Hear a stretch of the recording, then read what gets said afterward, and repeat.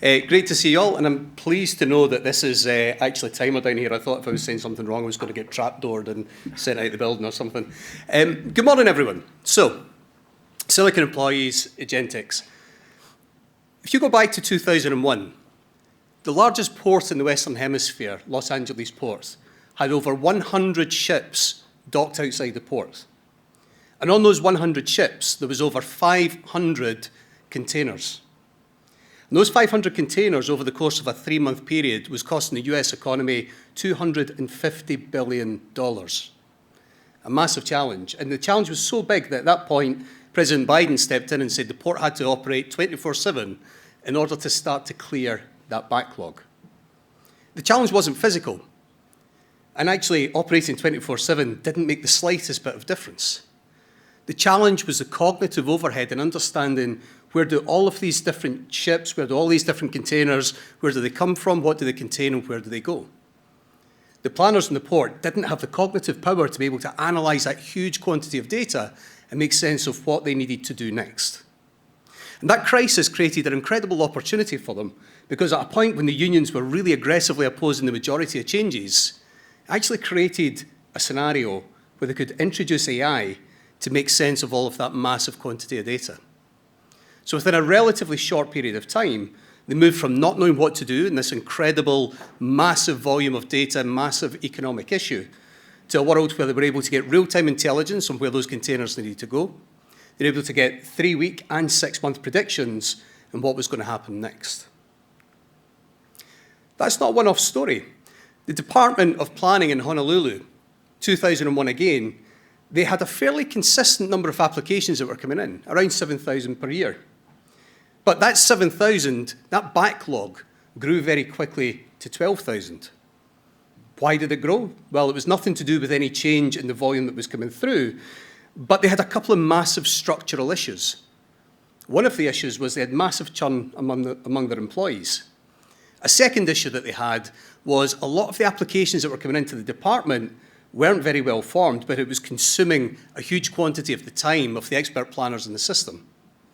Again, this crisis, that shift from 38 days from planning a private extension all the way through to that taking a year and a half in order to approve, they used that opportunity in that crisis to introduce AI, which very quickly was able to give people who were submitting applications direct feedback on what needed to change.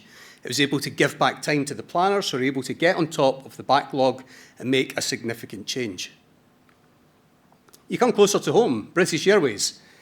Terminal 5 is an incredibly complex operation. You know, each day they've got over 600 British Airways planes coming through there.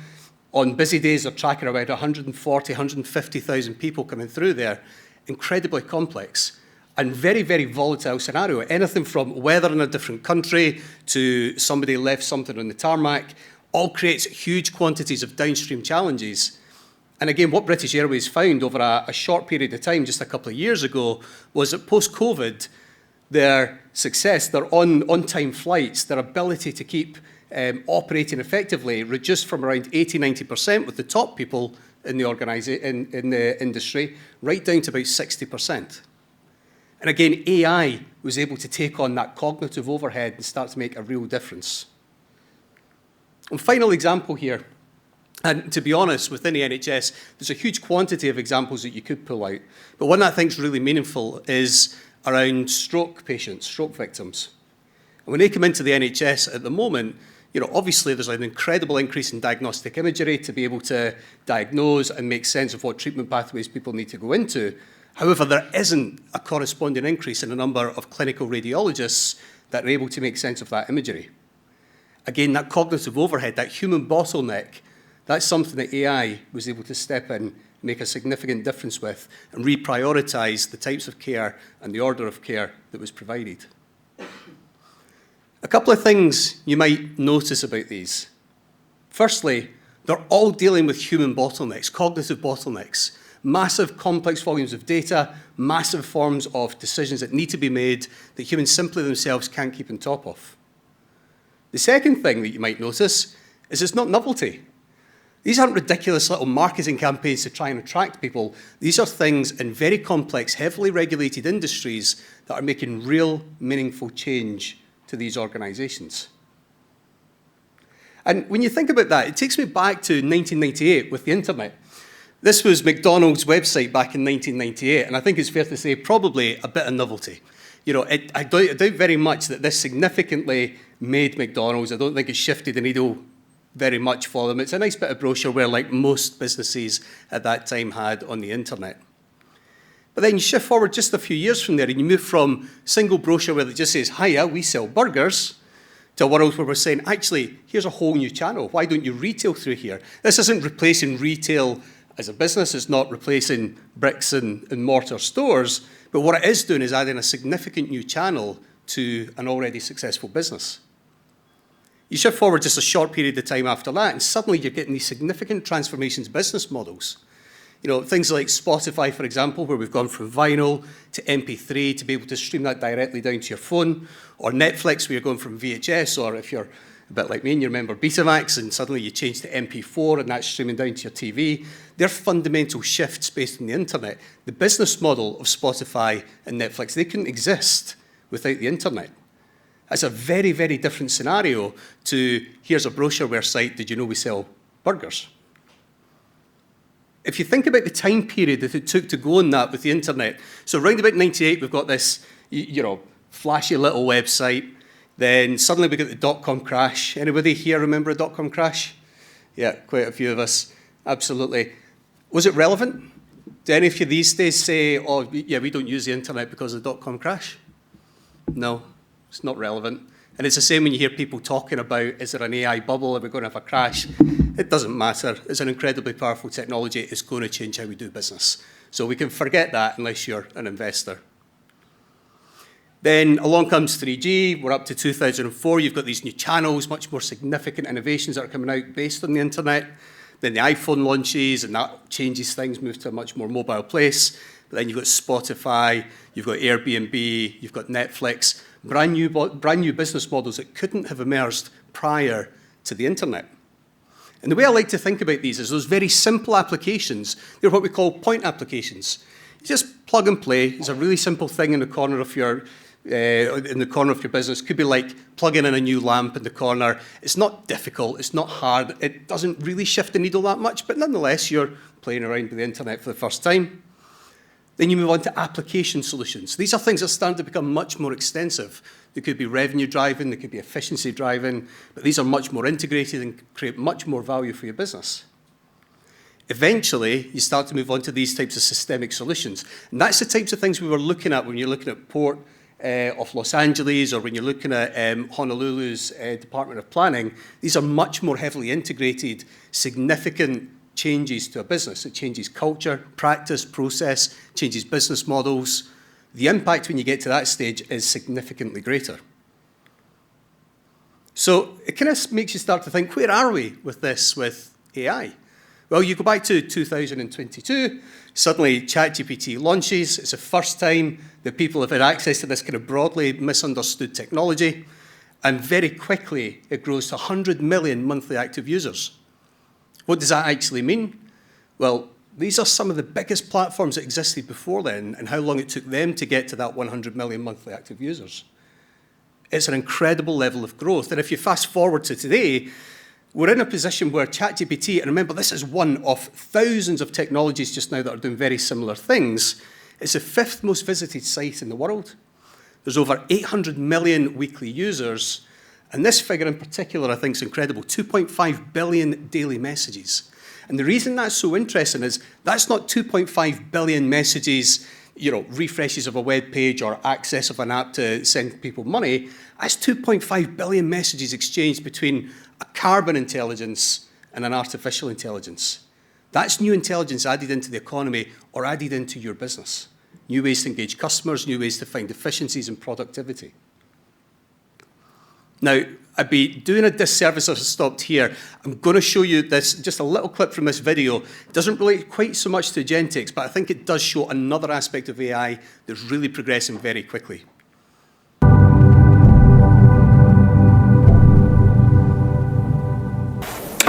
1 year ago, Sora 1 redefined what was possible with moving images. Today, we're announcing the Sora app, powered by the all-new Sora 2. it's the most powerful imagination engine ever built. And it's packed with new features. I'll pass it to Bill for more details.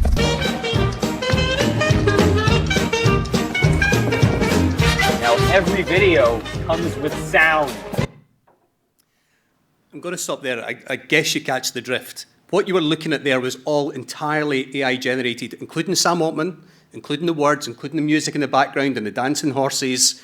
That's the level of progress that we're finding so far with the visual side. You know, we're moving from text to video now, which is absolutely incredible. But it starts to beg the question, how intelligent are these systems? Well, I don't really claim that IQ is a great measure of intelligence, but if we use that just for the purposes of just now, you go back a couple of years ago when ChatGPT 4 came out, it was just over 80 IQ points. And then GPT Omni came out, it was slightly higher. Then the DeepSeek models came out of China at the beginning of last year. These were open source, which was a big deal. Anybody can go and download these and use them. They're around 100 IQ points. Then as you progress through the year, you've got O1 Preview coming out, just under 120. You've got O1 over 130, and then you've got O3 towards the end of the year. That's just under 160 IQ points. That's some serious Einstein-level smarts. But that was last year. That's not even today. And actually, there's been an incredible progress over the course of the last month.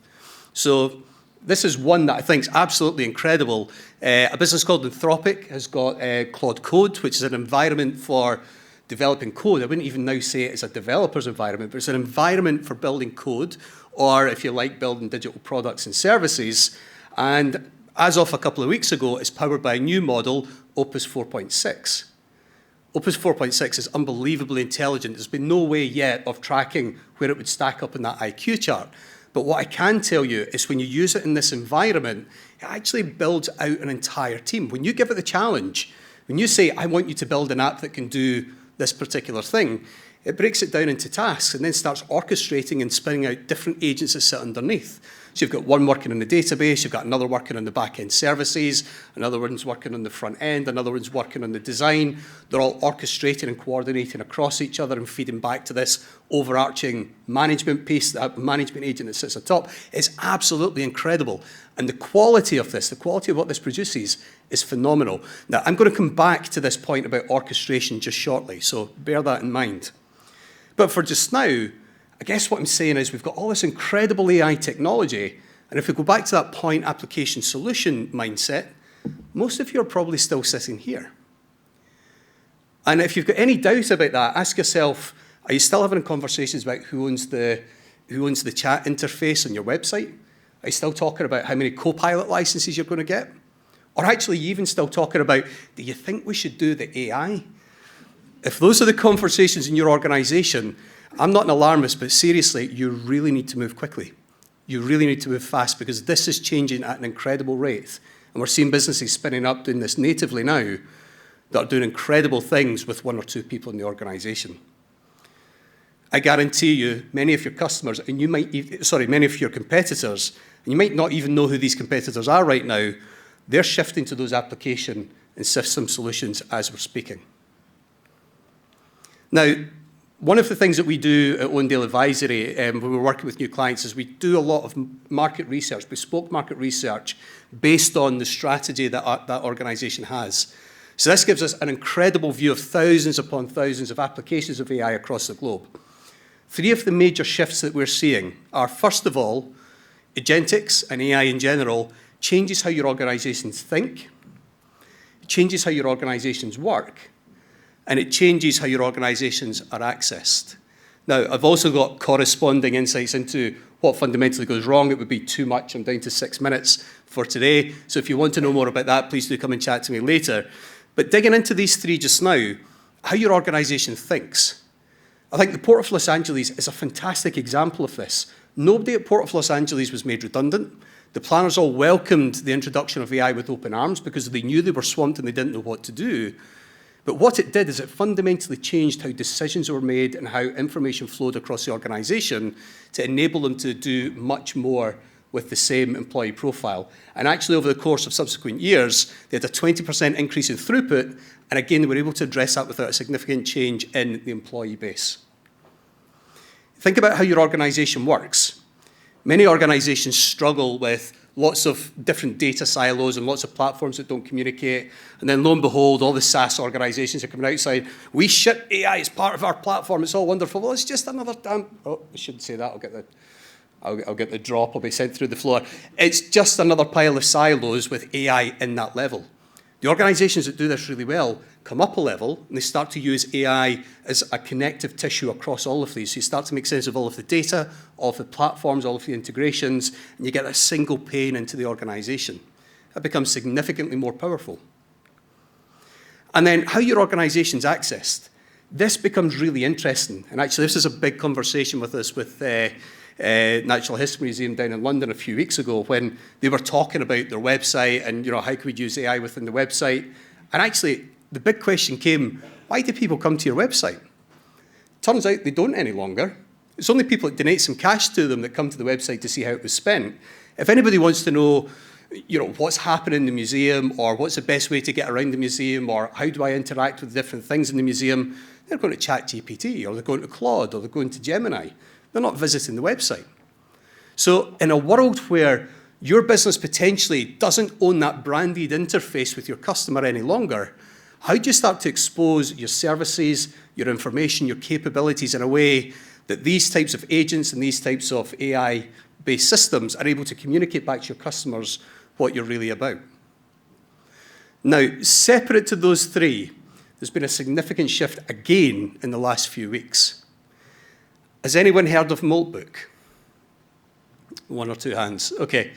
Well, Moltbook is a social media platform for agents. Now, as humans, you're allowed to go in and spectate and see all these different conversations that are going on. And there's incredible things from creating religions and hiring people to do things for them and coming up with new languages. There's lots of different things that's happening. But as a human, you can't contribute. It's only AI agents that are able to come in here. The thing that's really interesting here, and I said I was going to come back to that question of orchestration and communication. The thing that's really interesting here is the rate of growth of this is absolutely phenomenal.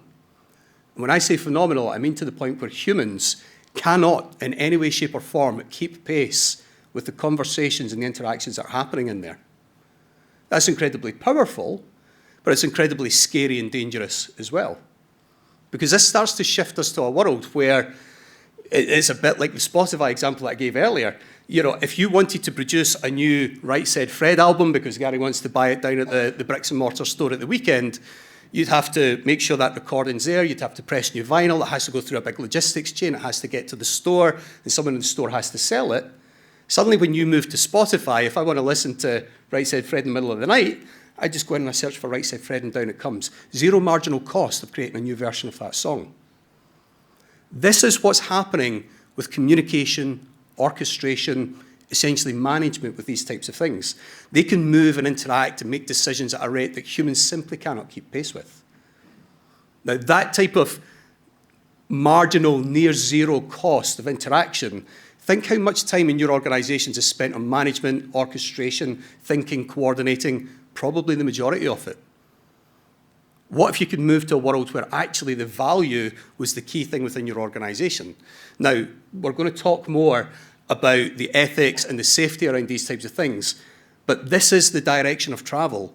And to Mark's point earlier, we need to think very carefully about how do we experiment and move quickly, because that horse isn't wondering if the road has been built. Now, down to the last minute, just to wrap up, if I haven't terrified you enough, has anyone seen this? Rentahuman.ai. This is spun out off the back of Moltbook. Now, good old Elon Musk is running about creating humanoid robots, which is terrifying, the idea of him controlling an army of these things.